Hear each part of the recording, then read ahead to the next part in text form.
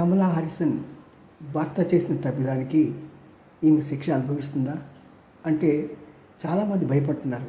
కారణం ఏంటంటే కమలా హస్బెండ్ తను ఈమెతో సంసారం చేస్తూనే ఇంకో ఆమెతో ప్రేమ వ్యవహారం జరిపి ఆమెకి గర్భం కూడా వచ్చి నాన్న ఇక్కట్లే దాని గొడవ అంతైనా సరే ఈ సంగతులు అన్నీ తెలిసినా సరే ఆమె అతనితోనే కాపురం చేస్తూ అతని దారికి తెప్పించుకుంది.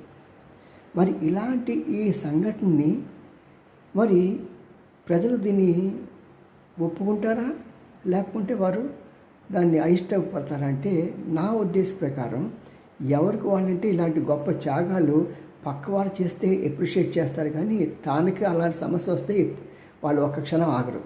ఇప్పుడు ఓటర్కి వచ్చిన సమస్య కాదు, కమలాక వచ్చిన సమస్య కాబట్టి ఆమె భరించి ఇలా వచ్చింది కాబట్టి ఆమెకి ఎప్రిషియేట్ చేసి ఆమెకు తప్పకుండా విజయం